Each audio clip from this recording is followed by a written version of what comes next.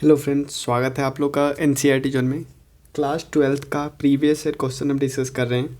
इसमें जो पहले दो सेट हम डिस्कस करेंगे वो वाला जो अभी सीबीएसई के वेबसाइट पे दो सेट दिया हुआ है क्वेश्चन सेट, उसको डिस्कस करेंगे।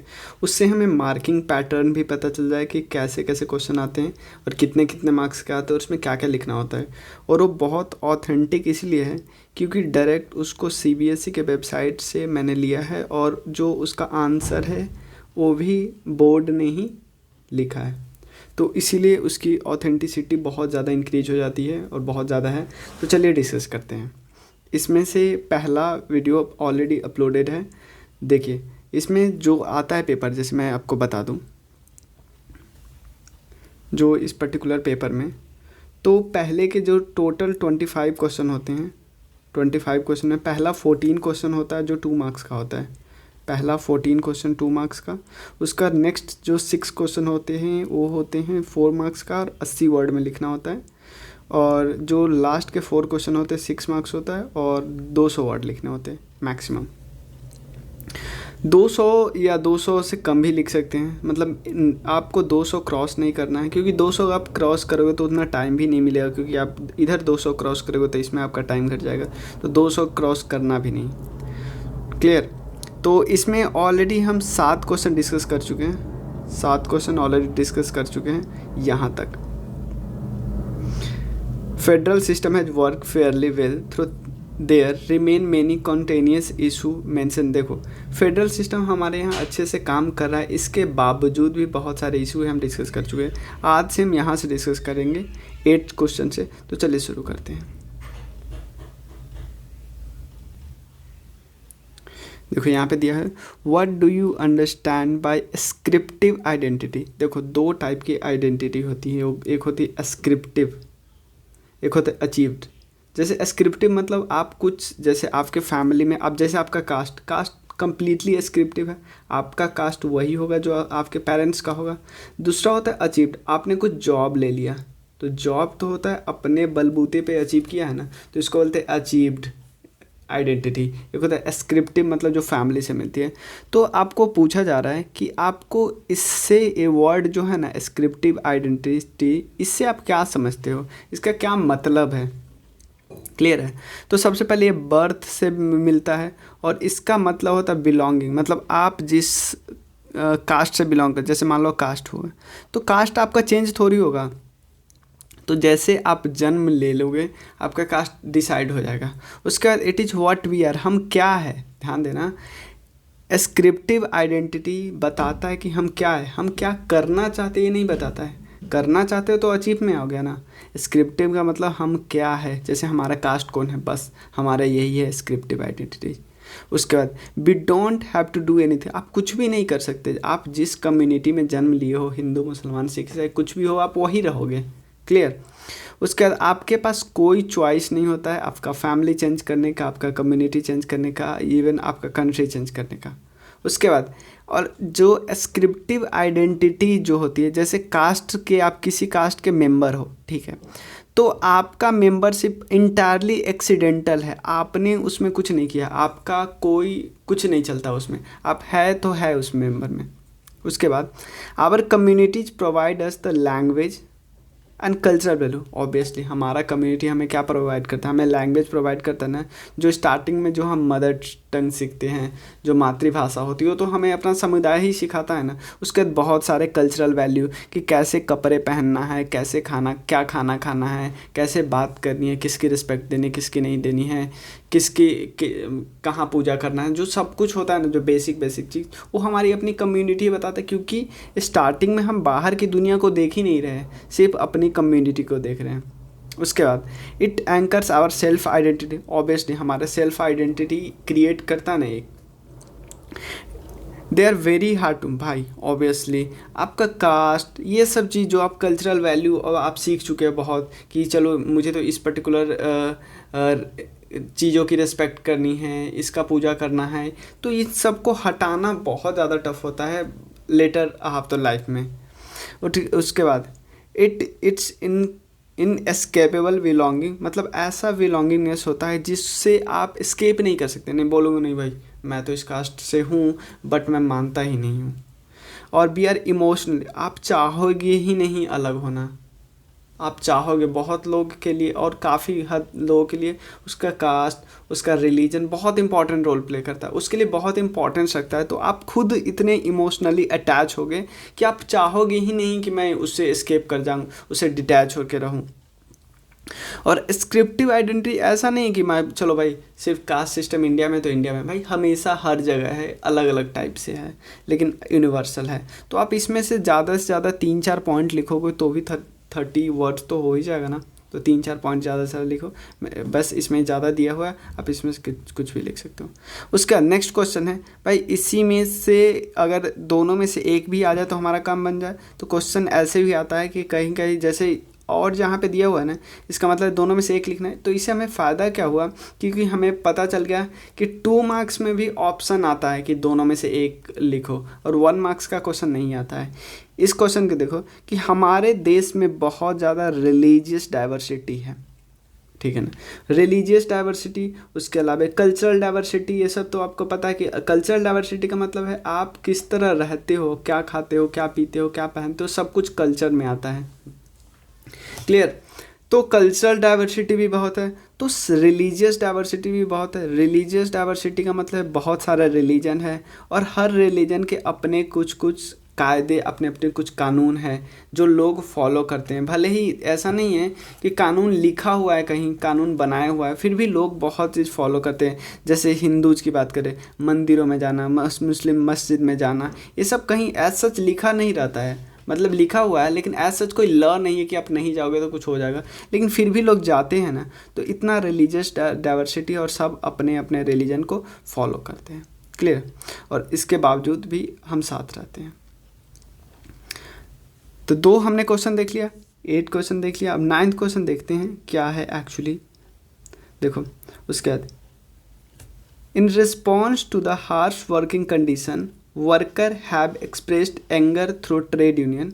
ध्यान देना कि अगर वर्किंग कंडीशन खराब हो, भाई जहाँ पे मैं काम करने जाता हूँ वहाँ के वर्किंग कंडीशन ख़राब है। वर्किंग कंडीशन का मतलब सिर्फ ये नहीं होता है कि साफ़ सफाई नहीं है, भाई वर्किंग कंडीशन का मतलब है कि ऐसा नहीं है कि जब मन होता है तब जॉब से निकाल दिया जाता है, जो एक्स्ट्रा सोशल सिक्योरिटी मिलना चाहिए वो नहीं मिलता है, जो बहुत और भी चीज़ें होती है, जो छोटी छोटी चीज़ें होती हैं, जैसे क्रेच की फैसिलिटी जहाँ पे वुमेन काम करती है, वहाँ पे जो बच्चों के रखने के लिए, वुमेन के लिए अगर मतलब जो समय आता है जब वो बच्चे को जन्म देती है उस समय छुट्टी नहीं मिलता है, ऐसी ऐसी बातें। या उस समय अगर बच्चे जन्म देने वाली होती है उसको जॉब से निकाल दिया जाता है। ये सब क्या है, ये सब पार्ट है वर्किंग कंडीशन का। अच्छा वर्किंग कंडीशन, अगर ख़राब वर्किंग कंडीशन है तो वर्कर क्या करते हैं, अपने आप को मतलब एंगर प्रकट करते हैं, गुस्सा निकालते हैं। गुस्सा अकेले वर्कर नहीं निकाल सकते ना, तो वो ट्रेड यूनियन के साथ निकालते हैं, ट्रेड यूनियन के थ्रू निकालते हैं। तो ये तो बस हमारा लाइन दिया स्टेटमेंट, तो इसको आपको ध्यान में रख के आपको डिफ्रेंशिएट करना है स्ट्राइक एंड लॉकआउट के बारे में। क्योंकि आप ऊपर वाले को बताने लगोगे तो 30 वर्ड यहीं पे लग जाएगा ना, उससे ज़्यादा ही लग जाए। तो आपको बस स्ट्राइक एंड लॉकआउट के बारे में बताना है कि स्ट्राइक क्या होता है और लॉकआउट क्या होता है, इसको डिस्कस करना है। तो चलिए हम डिस्कस करते हैं। स्ट्राइक सिंपल होता है कि जब वर्कर काम पे नहीं जाते, स्ट्राइक पे आ जाते हैं कि मुझे काम पे नहीं जाना क्योंकि आपका वर्किंग कंडीशन ख़राब है, मैं काम पे नहीं जाऊँगा, तो इसको बोलते हैं स्ट्राइक। उसका नेक्स्ट है लॉकआउट। लॉकआउट का मतलब है कि मैनेजमेंट, जैसे अभी एग्जांपल ले सकते हैं, जैसे अभी लॉकडाउन चल रहा है तो सेम यही ले सकते हो कि देखो ये लॉकडाउन पूरे देश में है, लेकिन अगर किसी एक पर्टिकुलर एरिया में लॉकआउट हो मतलब जो सारे मैनेजमेंट मिल के लॉकआउट कर दिया है, तो लॉकआउट कर दिया है तो क्या हो, बिजनेस बंद है तो वर्कर काम पे नहीं जा सकते। और ऐसा इसलिए होता है, कभी कभी ऐसा होता है कि जो कंपनी वगैरह होती है वो गवर्नमेंट से कुछ मांग करती रहती है और गवर्नमेंट उसको फॉलो नहीं करती तो लॉकआउट कर देती है। उसके बाद नेक्स्ट क्वेश्चन देखते हैं क्या है। 10th क्वेश्चन, झारखंड की पहचान साझा करने के लिए हाशिए के आक्रामक आदिवासी अनुभव और अन्याय की भावना को ध्यान में रखते हुए उन मुद्दों का अवलोकन करें जिनके खिलाफ झारखंड के नेताओं ने। आपको ये तो पहले पता होगा, 2000 से पहले बिहार और झारखंड एक स्टेट हुआ करता था। लेकिन क्या लगा, झारखंड के बहुत सारे आदिवासी लोगों को लगा कि यार हमें तो मार्जिनलाइज किया जा रहा है, हमें अलग थलग किया जा रहा है, हमारे साथ सेंस ऑफ इनजस्टिस हो रहा है, हमारे साथ इनजस्टिस हो रहा है, हमें कुछ ना कुछ तो करना चाहिए। हमें हमारी जो आइडेंटिटी, इनको पता चला यार हमारी पुरानी, बहुत पुरानी आइडेंटिटी है रही है, आदिवासी की आइडेंटिटी रही है, इनको बहुत सारे स्क्रिप्ट वगैरह मिले, तो मतलब जो लिखित होते हैं वो मिले, तो इनको लगा यार हमारी अपनी पहचान है जो कि धूमिल हो रही है अगर हम एक साथ रहें तो इसको इन्होंने बहुत सारे एजिटेशन करना स्टार्ट किया। तो आपको बताना है कि मेंशन द, उन मुद्दों को बताना है, उन मुद्दों को बताना जिसके खिलाफ झारखंड के जो नेता थे उन्होंने आंदोलन किया, किस कारण, वो कारण क्या था, वो कारण बताना है, बस हमें ध्यान में रखना। सबसे पहले होता क्या था, जैसे मान लो acquisition of land for large irrigation project and firing ranges. मान लो एग्जांपल है, जंगल, आदिवासी है, जंगल, क्योंकि झारखंड में बहुत सारा एरिया जंगल है, तो मान लो इसमें क्या कर रहे हैं, जो गवर्नमेंट है वो क्या कर रही है, जंगल का एक पूरा एरिया क्या करे, एक्वायर कर ले रही है। भाई एक्वायर करोगे तो यहाँ पे जो छोटे छोटे आदिवासी लोग रहते हैं, कम्युनिटी, उनको क्या करना पड़ेगा, यहाँ से दूसरे जगह ले जाना पड़ेगा, डिस्प्लेस होना पड़ेगा। तो इससे प्रॉब्लम नहीं होगी, क्योंकि अगर आप किसी को रिप्लेस करते हो यहाँ से, तो उनकी आइडेंटिटी, उनका कल्चर बहुत खतरे में पड़ जाता है। भाई इनको रिप्लेस किया, कुछ लोग को यहाँ पे रखते हैं, कुछ लोग जो पहले एक साथ कल्चर में बंधे पड़े थे अब अलग अलग हो गए, तो ये सही नहीं है। उसके बाद survey and settlement operation which help, वही तो मैंने बताया कि कहीं कैंप में डाल दिया, भाई जो पूरा उसकी हो सकता है इनका मंदिर वगैरह था, मस्जिद था, सब पूजा करने के लिए स्पेस हुआ करता था, किसी पर्टिकुलर प्लांट का पूजा करते थे, ठीक है ना, हो सकता है ना, हमें पता ही है कि हम बहुत सारे प्लांट वगैरह का पूजा करते थे, ये प्लांट यहाँ था, भाई इनको यहाँ पे डिस्प्लेस कर दिया, अब वो प्लांट ही नहीं यहाँ पे, तो इनको इनके गॉड से आपने अलग कर दिया, ये होता है ना। जो लोन वगैरह लेते थे, रेंट, कोऑपरेटिव ड्यू होते थे, इन सब से प्रॉब्लम होता था इनके। उसके बाद फॉरेस्ट प्रोड्यूस को अगर नेशनलाइज कर दोगे, फॉरेस्ट एक्ट आया था, इसके बाद फॉरेस्ट एक्ट में होता है कि ये पर्टिकुलर चीज़ आप फॉरेस्ट से नहीं ले सकते। भाई आदिवासी को तो लगता था यार फॉरेस्ट तो मेरा ही है, हमारा ही है फॉरेस्ट, इसमें गवर्नमेंट क्यों बीच में दखल अंदाजी कर रही है कि हम नहीं ले सकते, वो नहीं ले सकता, तो इनसे भी प्रॉब्लम हुआ। और भी जो दिखूज थे, दिखूज मतलब होते जो माइग्रेंट बाहर से आते थे लोग काम करने, वो इनको टैक्स, इनको अगर जैसे मान लो ये है आदिवासी लोग, आदिवासी को ज़रूरी पड़ी कि भाई मुझे चाहिए पैसे ताकि मैं खेती कर सकूं, तो ये जो आउटसाइडर ट्रेडर होते थे जिसको दिखूज बोलते, दिखूज मतलब आउटसाइडर लोग को बोलते थे, उनसे जाके लोन ले लेते थे। लोन नहीं चुकाने पाने के बाद क्या करते थे, जो आउटसाइडर है इनका ज़मीन हड़प लेते थे, आदिवासी का ज़मीन हड़प लेते थे। तो इससे क्या हो रहा था कि भाई या मेरे इधर ये लोग कैसे आ गए, यहाँ पे प्रॉब्लम आ जा रहा है। समझ गए ना कि क्या क्या प्रॉब्लम हुआ, जिसके कारण लोगों ने विद्रोह करना शुरू किया और उसका धीरे धीरे अपना स्टेट ही बना लिया। नेक्स्ट है धर्मा सभा का क्या प्रोजेक्ट है, आइडिया, मतलब धर्मा सभा का क्या आइडिया था। भाई देखो, इससे पहले जब 1920s 1930s इन समय में क्या होता था, बहुत सारे सोसाइटी बनी थी, बहुत सारी सोसाइटी, यानी बहुत सारे रिफॉर्मर आए थे, ठीक है ना। बहुत सारे रिफॉर्मर क्या चाहते थे, सोसाइटी को रिफॉर्म करना, और उन्होंने बोला कि यार वेद वगैरह जो सब लिखा हुआ है, उपनिषद वगैरह सब लिखा हुआ, बोलते थे, जो ध्यान देना मैं पहले रिफॉर्मर की बात कर रहा हूँ, वो बोलते थे जो वेद वगैरह लिखा हुआ है, वो उपनिषद लिखा हुआ, वो सब सही है, लेकिन उसका इंटरप्रिटेशन हम गलत करते हैं, और इस इंटरप्रिटेशन के कारण हम गलत एक्टिविटी अपने सोसाइटी में ला रहे हैं। जैसे सती सिस्टम, ये बोलते हैं कि कहीं वेद में सती सिस्टम लिखा ही नहीं गया है, ये लोग बोले। जैसे राजा राम मोहन राय टाइप लोग थे, ईश्वर चंद्र विद्यासागर टाइप लोग थे, तो इन्होंने क्या किया, इस राजा राम मोहन राय, ईश्वर चंद्र विद्यासागर, इन्होंने क्या किया, समाज की बुराइयों को ख़त्म करने के लिए वेद के ध्यान देना, जो सैक्रेड टेक्स्ट है, सैक्रेड जो पवित्र किताबें थी, उनको इंटरप्रिटेशन करने लगे अच्छे तरीके से। बोले कि यार समाज में जो वुमेन को पढ़ाई नहीं करने दिया जाता है, या वुमेन की जल्दी शादी करवा दिया जाती है, या विधवा की अगेन मैरिज नहीं होती है। ये सब कहीं वेद में ऐसा लिखा नहीं गया हुआ है। तो धर्म सभा इनके खिलाफ आ गए। धर्म सभा बोले कि आपको किसने बोला कि चलो हमारे सैक्रेड टेक्स्ट को इंटरप्रेट करो, जैसे दिया हुआ है वैसे ही रहने दो, जो समाज में चल रहा है वो सही है। तो धर्म सभा खिलाफ थे इनके, रिफॉर्मर के। तो यहाँ देखते हैं Orthodox member of the Hindu community. Orthodox वो होते हैं जो समाज में बदलाव चाहते ही नहीं है, ध्यान देना, जो समाज में बदलाव चाहते ही नहीं है। उसका नेक्स्ट क्वेश्चन है modernisation and secularisation are part of a set of modern idea. और ध्यान देना, ये दोनों पार्ट है मॉडर्न आइडिया के, और ये दोनों प्रोसेस आपस में कैसे लिंक्ड है। सबसे पहले मैं ये आपको पता है एम.एन. श्रीनिवास का आइडिया था।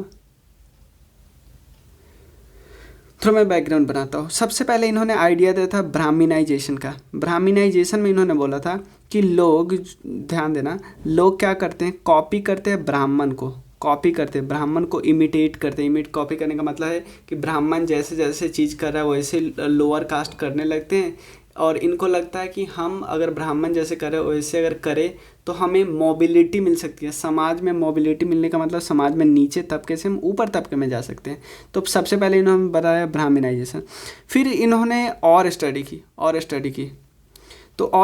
की, तो इनको लगा यार ये वाला थ्योरी ब्राह्मणाइजेशन वाला सब जगह फॉलो नहीं होता है। तो उन्होंने एक थ्योरी दी डोमिनेंट कास्ट की। बोलते लोग सिर्फ ब्राह्मण को कॉपी नहीं करते, अपने एरिया में जो डोमिनेंट कास्ट है उसको कॉपी करते हैं। डोमिनेंट कास्ट का मतलब समझ लो सिंपल डोमिनेंट जो है उसमें जैसे न्यूमेरिकल वैल्यू, क्योंकि बहुत डिटेल में हो जाएगा, उसको कॉपी करते हैं। फिर आगे चल गए तो उन्होंने बोला कि लोग सेकुलर मॉडर्नाइजेशन को कॉपी करते हैं। मॉडर्नाइजेशन का मतलब मॉडर्न आइडिया होगा उसको, और सेकुलर आइडिया का मतलब ऐसा नहीं है कि लोग ब्राह्मण को या डोमिनेंट कास्ट को कॉपी करते हैं। लोग मॉडर्नाइजेशन या इसको वेस्टर्नाइजेशन भी बोलते हैं, इसको कॉपी करते हैं। लेकिन मतलब मॉडर्न आइडिया वेस्टर्नाइजेशन का मतलब जो ब्रिटिशर्स जो लाए थे उसको कॉपी करते हैं। लेकिन बाद में क्या हुआ, जब इनका डेथ होने वाला था उससे 1-2 महीने पहले उन्होंने एक टाइम्स ऑफ इंडिया में लिखा, बोलते कि नहीं भाई ऐसा कुछ नहीं, जो हमारा पुराना आइडिया था कि ब्राह्मण को कॉपी करना है, डोमिनेंट कास्ट को कॉपी करना, नहीं, लोग इवन सेकुलर आइडिया को भी कॉपी करते हैं। सेकुलर आइडिया का मतलब समझो कि आपकी सोसाइटी में कोई इंसान था जो सेकुलरली कोई जॉब पा लिया, जैसे कोई अच्छा जॉब पा लिया, तो आप उसको कॉपी करने ट्राई करते हो, शायद मैं भी जॉब पा लूँगा, मैं भी उसकी तरह जितना मेहनत किया जो किया वो करूँगा तो मैं भी जॉब पा लूँगा। तो आपको इन दोनों को लिंक करना है। अब आप क्वेश्चन पे आते हैं, थोड़ा बेसिक हमें समझ लिया, अब इन दोनों को लिंक करना है।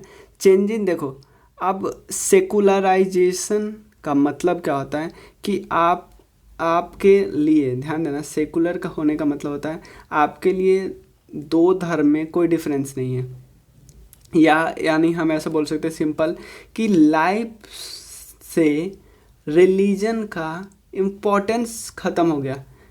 इम्पोर्टेंस ख़त्म होने का मतलब क्या है कि हम पहले कुछ भी होता था ना, हम रिलीजन, जैसे पहले जैसे बारिश भी होता था हम रिलीजन को याद करते थे, कुछ भी होता था रिलीजन को, तो हमारे सोशल लाइफ से रिलीजन थोड़ा दूर हट गया। अभी भी है लेकिन हम हर चीज़ में रिलीजन को घुसाते नहीं हैं, तो हमारा एटीट्यूड रिलीजन के लिए चेंज हुआ है, ध्यान देना। तो एंड हमारा सेलिब्रेशन वगैरह करना, फेस्टिवल को सेलिब्रेट करना, जो सेरेमनी करना, सेक्रीफाइस करना, ये सब भी चेंज हुआ है। तो मॉडर्न आइडिया क्या बताता है कि ट्रेडिशन और रिलीजियस वे में थोड़ा डिक्लाइन होना चाहिए, क्योंकि मॉडर्न आइडिया कुछ और बताता है, क्योंकि हमें सब कुछ अब साइंटिफिकली हम सोचने लगते हैं, सब कुछ रेशनल तरीके से सोचने लगते हैं कि भाई ये कैसे हुआ होगा, तो इसे साइंटिफिक एंड रेशनल आउटलुक होती है। तो वर्क हमें किस बेसिस पे मिलता है, चॉइस के बेसिस पे होता है, यानी अचीव्ड के बेसिस पे होता है, बर्थ के बेसिस पे नहीं होता है। तो vibrant secular and democratic political system के बारे में बताया जाता है, और caste and community based mobilisation होती है। तो ये लिंक है आपस में, मॉडर्न होंगे तो सेकुलर हो ही जाएंगे, सेकुलर होंगे तो मॉडर्न हो ही जाओगे। क्लियर। दो एग्जाम्पल आपको देना है कास्ट बेस्ड मूवमेंट का, जैसे सतनामे मूवमेंट जो कि चमार्स लोग एक कास्ट होती है जो लोअर कास्ट होती है उनका मूवमेंट था। आदि धर्मा मूवमेंट जो कि पंजाब में हुआ था। महर मूवमेंट जो महाराष्ट्र में हुआ था। सोशियो पॉलिटिकल मोबिलाइजेशन जो कि जतवाज में हुआ था आगरा के। और उसके बाद एंटी ब्राह्मण मूवमेंट जो कि साउथ इंडिया में हुआ था। उसके बाद नेक्स्ट क्वेश्चन देखते हैं कि पीपल को जॉब कैसे मिलता है इंडस्ट्रियल सोसाइटी में। तो नॉर्मल है कि आपको इंडस्ट्रियल सोसाइटी में कॉन्ट्रैक्टर के थ्रू मिल सकता है, एडवर्टाइजमेंट के थ्रू मिल सकता है, एम्प्लॉयमेंट एक्सचेंज के थ्रू मिल सकता है, पर्सनल कॉन्ट्रैक्ट के मदद से मिल सकता है। इंटरनेट में जैसे बहुत सारा ऐप बहुत सारा साइट है, naukri.com, linktree.com वगैरह से। उसका नेक्स्ट है ब्रिटिश ने कैसे हमारे समाज में, हमारे इंडिया में अपनी इंडस्ट्री इस्टाब्लिश करने के लिए पहले हमारी इंडस्ट्री को ख़त्म किया। तो ब्रिटिश ने सबसे पहले क्या किया, अपनी इंडस्ट्री लाने के लिए हमारे इंडस्ट्री, क्योंकि इनको पता था ब्रिटिश का सामान लोग खरीदेंगे ही नहीं तब तक जब तक इंडिया की अपनी इंडस्ट्री उसको ख़त्म करो। तो ऐसा नहीं कि उन्होंने अटैक किया ऐसे ख़त्म किया, नहीं। ब्रिटिश ने क्या किया, अपना सामान इतना सस्ता कर दिया और अपना सामान गली गली तक पहुंचा दिया और भी बहुत वर्क किए। तो हमारा ओल्ड जो अर्बन सेंटर था जहाँ पे हमारा सामान बिकता था, तो अर्बन सेंटर ख़त्म हो गया। तो उसका देखो, manufacturing boom in Britain, traditional export of cotton and silk manufacturing from India, decline in the face of Manchester. Obviously Manchester इतना सस्ता बना तो हमारा कहाँ कोई खरीदेगा। This period also so the further decline in cities जैसे सूरत, मसूलीपट्टनम, ये सब देखो, ये सब डिक्लाइन हो गया। लेकिन जो ब्रिटिश की सिटीज़ थी, ब्रिटिश जहाँ पे सामान लाते थे और ले जाते थे, यानी जो पोर्ट सिटीज़ थी वो ग्रो होने लगे। बॉम्बे, मद्रास, कोलकाता भी थोड़ा बहुत। उसके बाद British took over Indian states, जैसे बहुत इंडियन स्टेट को भी वो उन्होंने सामान ले जाना, देना और ले जाना समझा, जैसे थंजावुर, ढाका वगैरह सब। उसके बाद बहुत यहाँ पे बहुत चीज़ें लिखी हुई है, तो 2-3 पॉइंट यहाँ पे ध्यान देना है। उसके बाद नेक्स्ट क्वेश्चन है